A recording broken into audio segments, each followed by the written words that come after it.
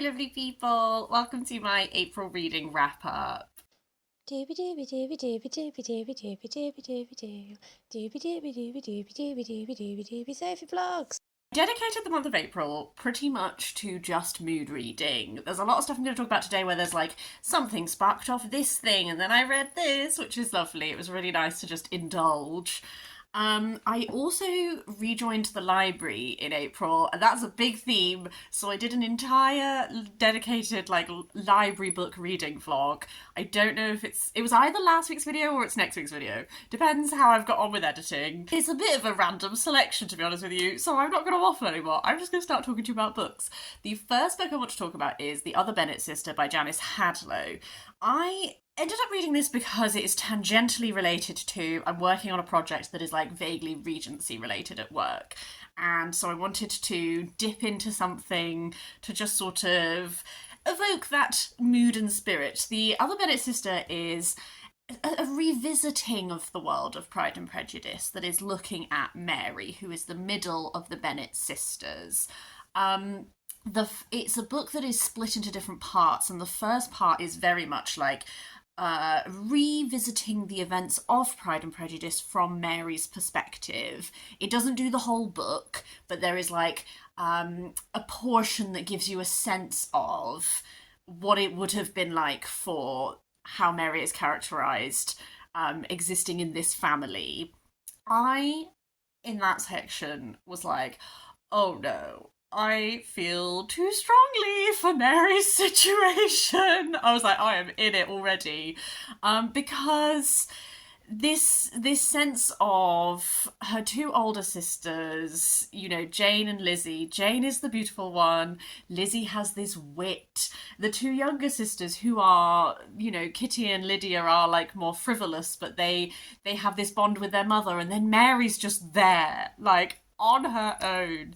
And what I found immediately hooked me is like this feeling of being being an outsider to people. And this definitely explores the flaws of pretty much everyone involved in Pride and Prejudice, but very explicitly, like Mrs. Bennet as overbearing mother, Mary can do no right, there's complete lack of like beauty and all of this kind of thing. But then also like the way that Mr. Bennet is also quite a negligent father if you are not like Lizzie. And I found that really effective. That way of like small hurts that accumulate over time. Like I was like, oh god, I feel too much for Mary Bennet. What I really enjoyed was when we move beyond the events of Pride and Prejudice, and when we look to what life might have been like afterwards, and watching Mary grow into herself. I feel like Mary has a struggle throughout this book that is, there's that understandable side of things where she has been made to feel a certain way about herself, but then you as the reader get to see the way in which she really compounds that by how she treats herself. And Mary's like growth through this book, aside from the interesting discussions we have about the position of women in society when you are reaching an age in which people would have expected you to be married. What are your options? How do you weigh up? Like Mary has such an interesting, like, because she feels that no one will love her, she really tries to lean on her intellect, and she has such a journey through this book of trying to rationalize love and trying to figure out what makes, if you can't have a marriage based on love, what is the best way to build a marriage. And that has I've so gone off topic from where I started this point, I recognize that, we're just continuing.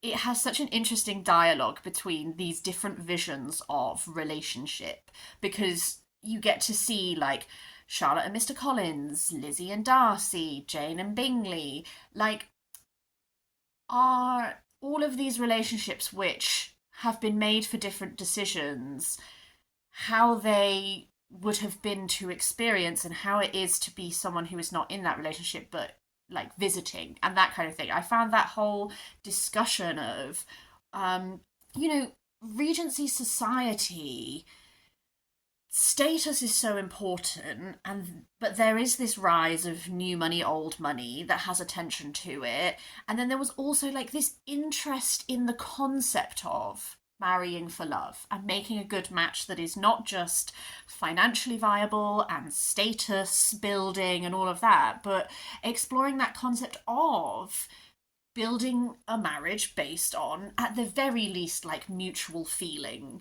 I feel like the setting really lends itself to this discussion that you get to do with Mary's character of what is the types of decisions that women had to make about their future.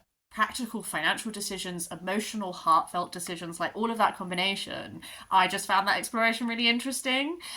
So I liked moving from beyond just this is what it would have been like to experience Pride and Prejudice from Mary's point of view into this growing, flourishing discussion of women and their choices that they get given. I really, honestly, it was a little bit of an unexpected gem for me. I do think it's quite long.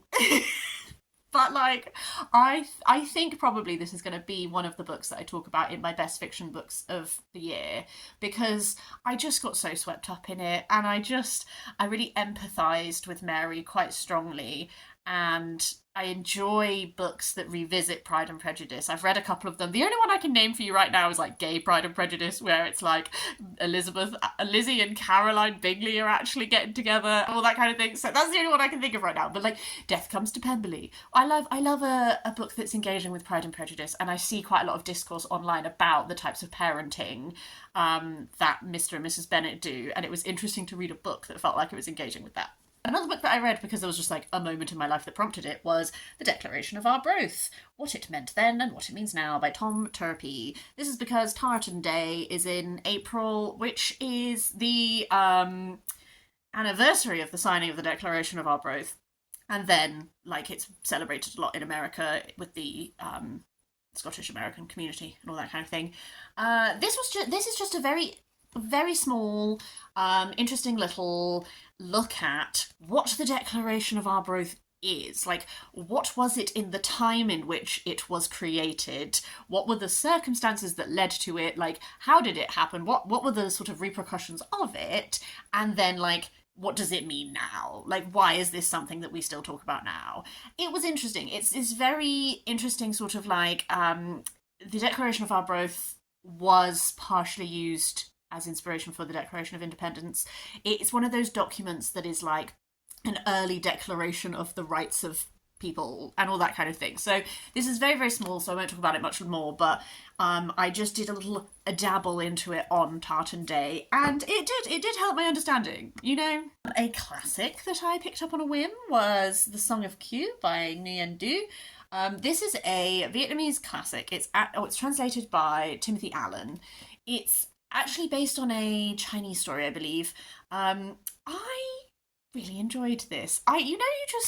You get a whim, and you're just like, you know what, I really fancy reading this. I don't know what's going to be like, but I really fancy it.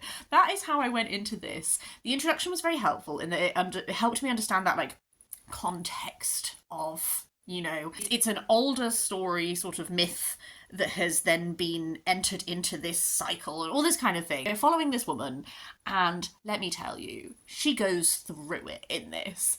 Kieu falls in love with this man. He has to go visit his family in order to do something before they can get married. They haven't told anyone about their love. They've just sworn lovely love vows to each other. And then, unfortunately, while he is away, it turns out her family is in debt, and the debt collectors come, and they are being very horrible, like, they're being very violent to her parents, and so Kieu, like, sells herself to pay off her family's debts. And the rest of the story very much goes from there. We have such ups, such downs. What really hooked me about this is on the back it says, over the course of a swift-moving story involving kidnapped war, jealous wives, and rebel heroes, she will become a queen, wife, nun, slave, victim, and avenger. And she really does all those things. It's one of those classics that it is, like, if I was to describe to you everything that happens in this book, quite a rollicksome tale. What I found really lovely about it is I love the poeticism with which it is written, and I guess also translated. I wonder if I can just find you a random example. No context. She travels impossibly far, across bridges powdered with hoarfrost, past forests glowering with broody clouds, through fields of rumour-monger reeds, whispering and wild, raked by the knife of a north wind that ruffles their reed heads to a skittering sea, and still the road reels out before her. Just that, like, beauty of the writing, the descriptions of place, and because she goes through so many different, like, physical locations in this absolute wild journey she has. There is such poeticism with the description of place, but also with, like, her emotions and all that kind of thing. I ended up really enjoying this. I had a really good time. A short story that I also loved was The Machine Stops by E.M. Forster. I read this for free online. You can just get this, there's like PDF copies online for free, because Murphy reviewed it. And I'm, like, so loving Murphy's videos at the moment. She's the reason I'm reading Kieu, Ishigo. She's the reason I read this. You know, sometimes you just really vibe with what a booktuber is reading at a certain time. That's me currently. This is a short story by E.M. Forster, who I would not have associated with the science fiction genre. But here we are. I really would encourage you to read this without that much information.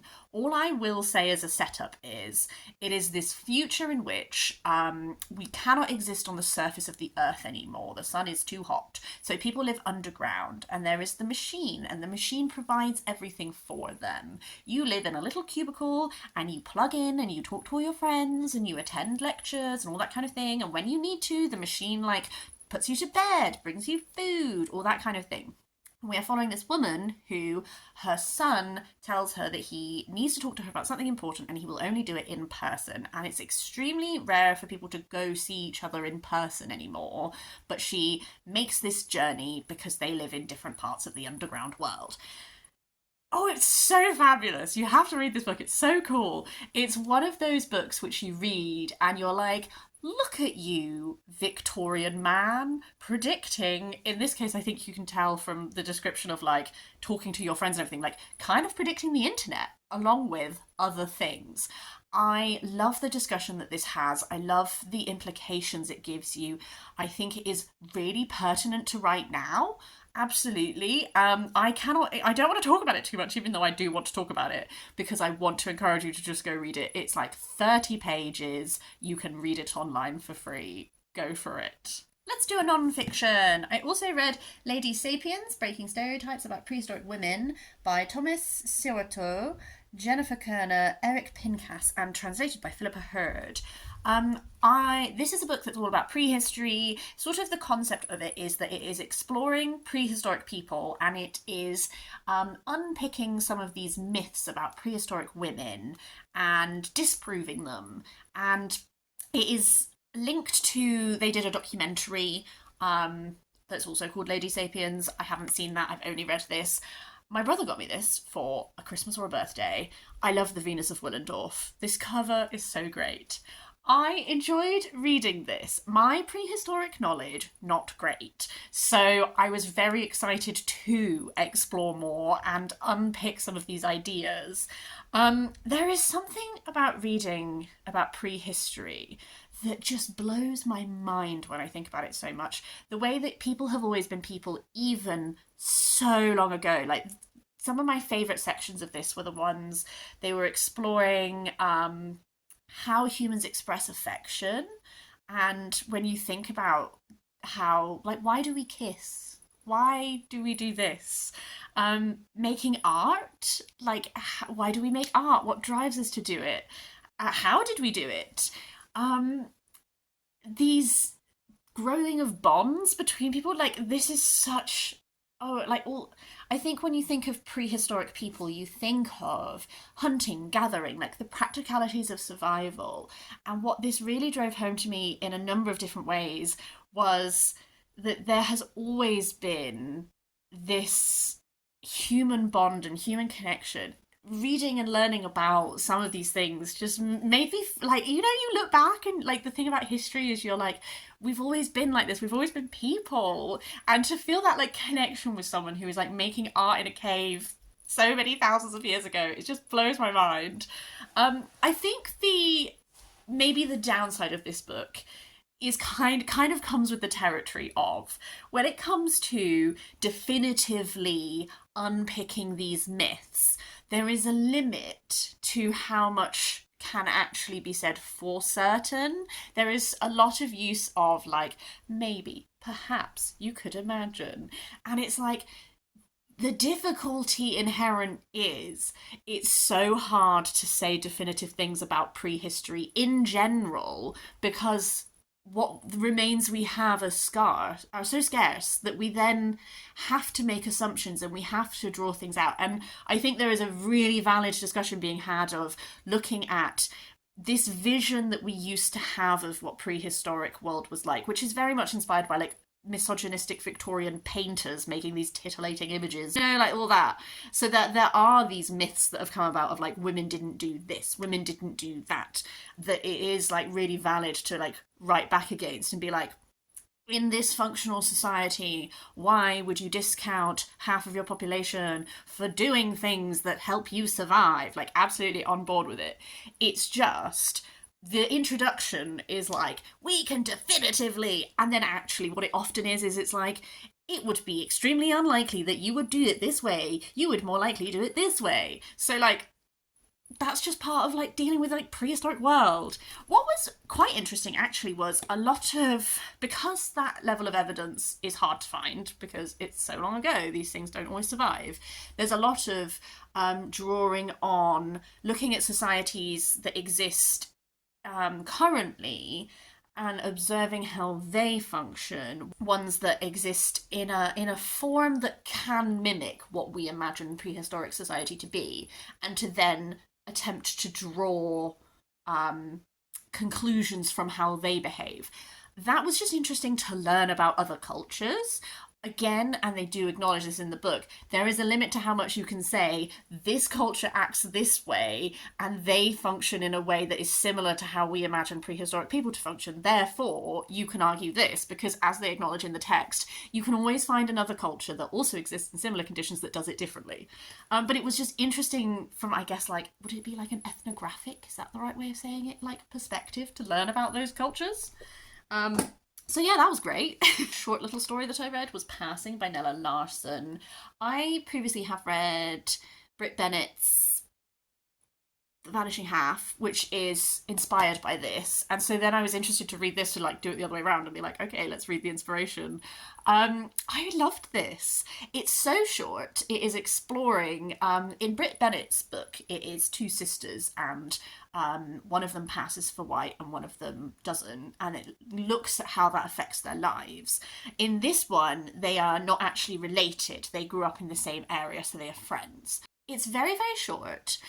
I found the tension in this so brilliant. She writes it in, like, the prose.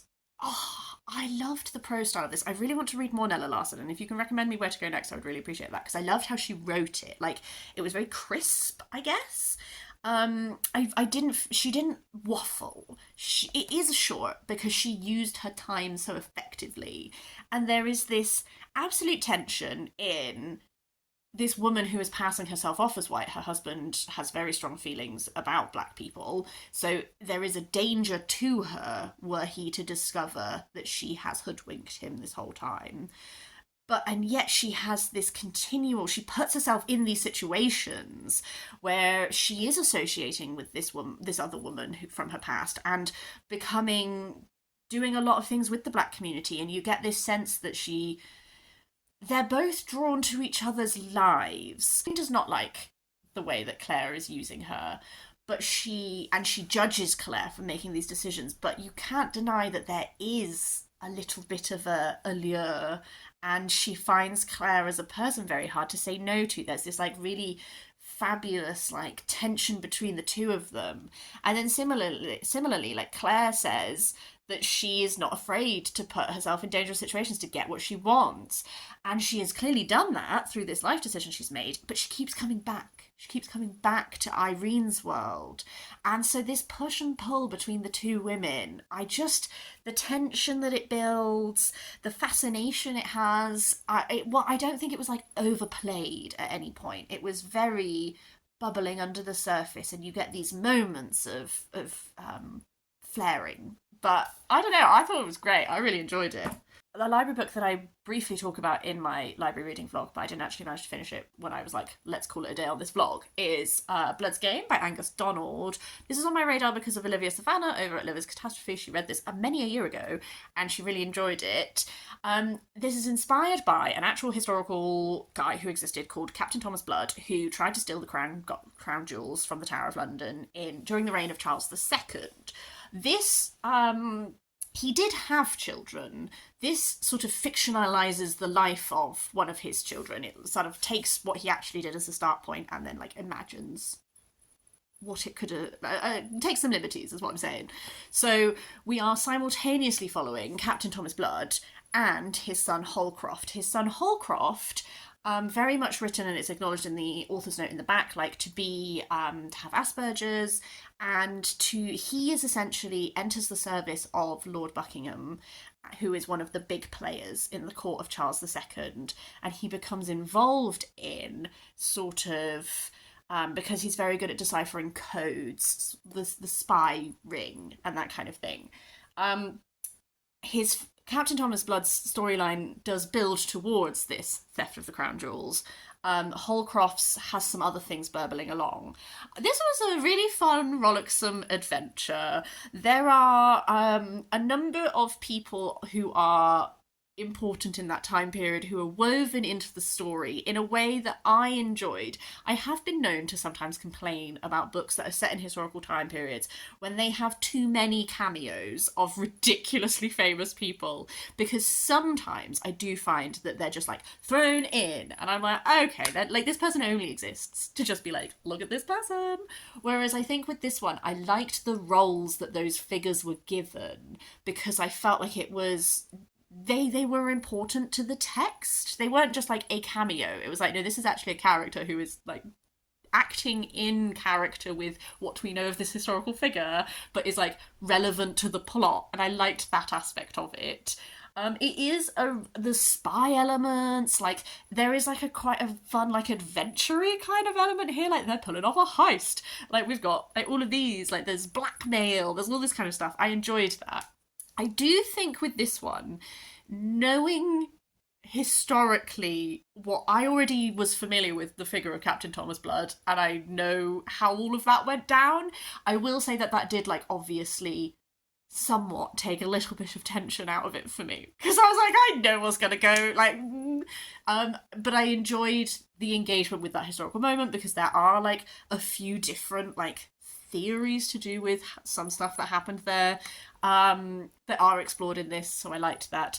I had a really fun rollicksome time. I don't know if I'm going to continue the series. I kind of feel happy being like one and done. But if you have read the rest of the series, I'd be interested to hear from you, like, because I don't know if my library has the rest of them. That's what I need to check, but you know, let me know your thoughts. Penultimately, we have Memphis 68, The Tragedy of Southern Soul by Stuart Cosgrove. I previously read Detroit 67, which was all about Motown and the Detroit riots and that kind of thing. Obviously, this one is about the city of Memphis and Stax Records. But one thing I'm really enjoying about this series by Stuart Cosgrove is he's so good at interweaving this like social history with music history, because this one explores a lot of civil rights movement, the assassination of Martin Luther King, as well as this interweaving with Stax Records, and I feel like he weaves things together really well. I think it worked ever so slightly better in the Detroit book because some of the people who are part of Motown Records were actively involved with and affected by the riots. This one, it's more of a give and take, sort of, these are things happening concurrently. I think that he does that weaving together really well. Even if you're not interested in soul music, but you like reading social history, I think this framing and this dual exploration works really well for me. I really enjoyed it. It opens with the death of Otis Redding in this plane crash, and I think that this look at this year of turmoil was just really fascinating. And I've already read a book all about Otis Redding and Stax Records, so like it's not like I didn't know any of that, but I enjoy the way he writes. My dad did say Harlem 69, The Future of Soul, is the final book, and my dad said that he just didn't think that he thinks that he just wrote about a bunch of stuff and it didn't feel as cohesive as these two. He has said that he will lend it to me if I want to read it. I might give it a go. I don't know. I'm currently looking at the stack of books from my dad, and it's quite big, so it might not be my top priority, but I've been really enjoying reading this Soul trilogy. I think it's really fun. My final book is a complete random one. We saw this at a charity shop. My partner bought it. I've just read it. It's called Coca Wine by Aymon de Lestrange. Angelo Mariani's Miraculous Elixer and the Birth of Modern Advertising. Coca wine is obviously made from coca, which is the leaf from the plant that you can chew, but also is where cocaine is derived from. And coca wine used to be a massive thing. It is not anymore because we understand the effects of cocaine now. But this is a look at the history of coca, how coca wine developed, and then when it comes like the birth of modern advertising, the role that advertising coca wine had in like influencing advertising in general. I think that the bit that I found most interesting was this exploration of advertising. Mariani was quite innovative in a lot of the ways he did advertising. Like he commissioned very like influential people, like artists, that kind of thing, like Alphonse Mucha, Jules Charat, and that kind of thing. Like he was a forerunner of Coca-Cola. Coca-Cola ripped him off in so many ways. I don't know, it's one of those like random and niche moments in history that you're just like, I don't know any of this. So I enjoyed it. I don't know how much all of this is going to stay with me, but it was like an interesting, fun little exploration moment. That's everything I read in April. April was my, I don't want to say the word least productive because I really indulged myself in mood reading and I had a lovely time. April was a month in which I read less than the rest of these months, but I think I needed just like a little floopy doopy mood reading break, and I really enjoyed that.